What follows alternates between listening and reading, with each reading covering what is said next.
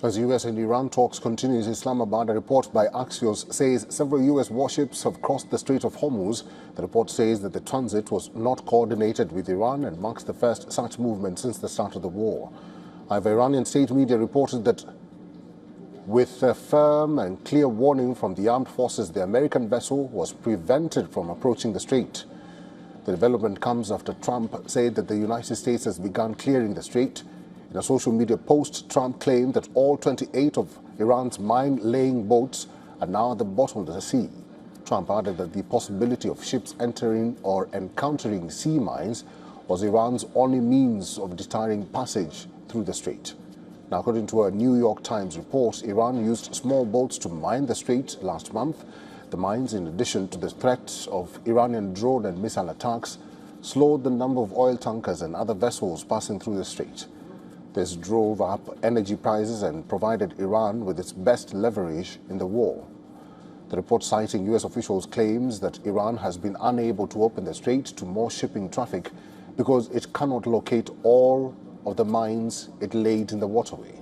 U.S. officials say Iran lacks the capability to remove the mines it planted in the strait. And this is one reason why Iran has not been able to quickly comply with the Trump administration's demand to let more traffic pass through the strait. U.S. officials say it is not clear that Iran recorded where it put every mine. And even when the location was recorded, some mines were placed in a way that allowed them to drift or move.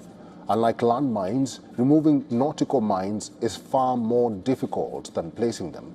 The U.S. military lacks robust mine removal capabilities, so it relies on littoral combat ships equipped with mine-sweeping capabilities. Iran also does not have the capability of quickly removing the mines, even the ones it planted.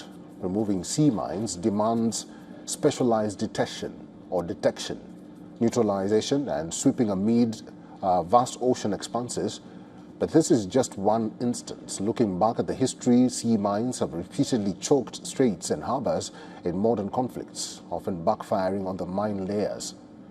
During the 1980-1988 Iran-Iraq War, both nations, Iran and Iraq, sowed thousands of mines in the Gulf. It sank over 400 vessels. The U.S. Navy countered with Operation Earnest Will, using frigates and Avengers to clear the paths. In the Vietnam War, North Vietnam mined Haiphong Harbor in 1972 under Operation Pocket Money. The U.S. responded with airstrikes, dropping Mk-52 and 55 mines. Clearance efforts later involved the U.S. and South Vietnamese divers. Over 40 American casualties were reported from mine incidents across the war. In the 1991 Gulf War, Iraq's Saddam Hussein mined the northern Persian Gulf. The US-led coalition forces, including British and French mine hunters, swept them during Operation Desert Storm. Despite this, USS Tripoli reportedly hit 2 mines, suffering minor damage but no fatalities. These cases show how mines inflict asymmetric damage and how the US forces have suffered in the past. But shifting the focus back to the Strait of Hormuz, full clearance of mines could take weeks or even months.